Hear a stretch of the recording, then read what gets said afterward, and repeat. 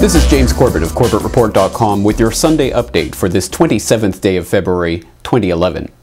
And now for the real news. In a series of breaking stories this month, more information is coming out exposing the true nature of the false flag attacks in Oklahoma City in 1995, in New York and Washington in 2001, and in London in 2005. Earlier this month, the UK's Guardian newspaper revealed that Mohammed Junaid Babar, the American-raised Muslim who set up training camps in northwest Pakistan where he taught bomb-making to supposed 7/7 bombing mastermind Mohammed Siddiqui Khan, was in fact an American informant who was cooperating with American authorities even before he was arrested in 2004. According to court documents obtained by The Guardian, the court, represented by District Judge Victor Marrero, ruled that Babar began cooperating even before his arrest and worked with the FBI and foreign governments to investigate the London bombings. He was then sentenced to time served and 10 years probation, meaning that the man who helped plot the deadliest terror attack ever in the UK, an attack that killed 52 people and injured hundreds of others, was let off with a slap on the wrists. Reaction has been swift, with British MPs from across the political spectrum criticizing the decision as a travesty of justice.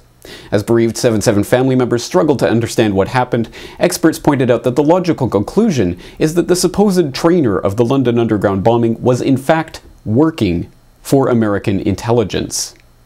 Graham Folk, father of David Folk, one of the 52 people to die in the London bombings, gave his view on the story to the Guardian newspaper. Every time I hear that Barber's been released or he was on bail for 2 years and so has been wandering the streets of America free, in fact I hear he's now married with children himself, fills me with anger because it points to complicity with the American Secret Service in his role in Pakistan. And that suggests then that whilst Barber was running the training camps, training people to commit mass murder, that was with the full knowledge of the American Secret Service. If he was running those training camps with the knowledge of the American Secret Service, it's inconceivable he wasn't passing information of people who were attending those camps to the Americans. So that then begs the question, why didn't the Americans tell the MI5? Or if they did tell MI5, why wasn't something done? In related news, new bombshell evidence has emerged that the FBI received a phone call warning them the day before the explosion at the Alfred P. Murrah Federal Building in Oklahoma City. Jesse Trinidou, a Salt Lake City lawyer who has been working on the case, obtained documents from the FBI under the Freedom of Information Act showing how Michael Selby, an attorney who claimed to be working off the books in representing the federal government, attempted to make a deal with convicted OKC co-conspirator Terry Nichols to admit to making a call on April 18, 1995, warning the FBI of the explosion. A separate affidavit filed in Utah U.S. District Court by Nichols confirms the meeting with Selby, stating that Nichols had never heard of the call before and that he had not placed the call. Jesse Trinidou appeared on the Bill Deagle NutraMedical report earlier this week to discuss the new revelations and their significance. But so after Nichols had been convicted but not given death, he was going to trial in Oklahoma for murder and facing the death penalty. Right. He was approached by an FBI operative on behalf of the Department of Justice, and they came there specifically to offer him a deal. But anyway, an agent from the Department of Justice comes to Terry Nichols and says, "We'll guarantee you won't receive the death penalty if you agree to 3 things." And Nichols said, "Well, how can you guarantee that?" And they said, "The federal government will not cooperate with the state of Oklahoma. We will not give them evidence, nor allow our people to testify as witnesses."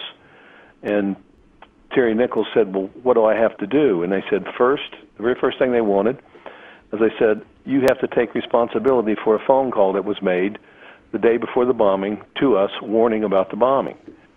And Terry said, "Well, I didn't know there was such a call." And what that indicated to me was there is a record out there somewhere that the FBI can't get rid of that call. Finally this week, We Are Change has just released footage of their questions to Donald Rumsfeld at this year's CPAC conference in Washington, D.C., where they asked the former Secretary of Defense about the $2.3 trillion that he admitted to being lost from the Pentagon's coffers on September 10th, 2001. Don't wait. Okay. Hey, Donald, did you ever find that $2.3 trillion that you talked about the day before 9/11? Did you ever find it? it was always there. And what the problem was tracking it through the system. So when I arrived in the Pentagon and they told me that they can't track $2.3 billion that had been accumulated over the period before I got there, it turns out that there was not a legal problem or a loss. It was a matter of the complexity of the systems and tracking it all the way through. Mr. Secretary, We got to go.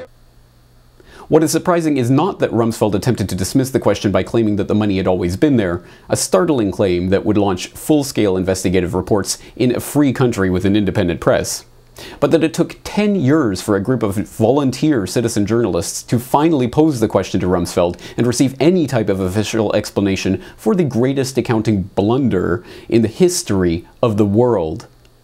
Rumsfeld's answer is unlikely given Cynthia McKinney's famous 2006 assertion that the total missing funds had actually increased to $3.5 trillion at that time, and that Rumsfeld made no such attempt at that time to explain that the money was there all along, but somehow invisible to the Pentagon budget analysts whose offices were blown up in the Pentagon on September 11, 2001.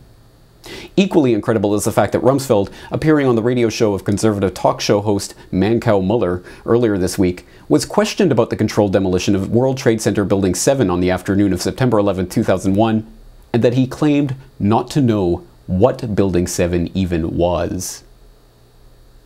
Building 7, I often hear about. No plane hit Building 7. Why did Building 7 come down?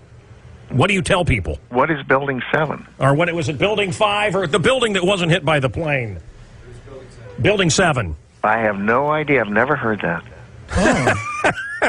Do a talk radio show. Oh, you'll hear it.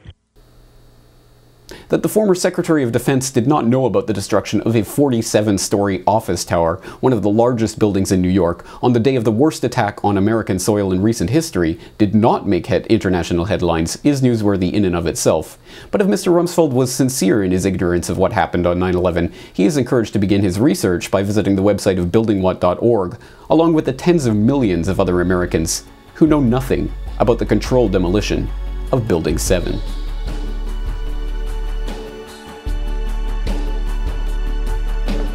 Now please go to CorbettReport.com to download the audio MP3 of episode 177 of the Corbett Report podcast, It's the Sun, Stupid, where we talk to Dr. Tim Ball and explore the work of Piers Corbin on the effects of solar activity on the Earth's climate.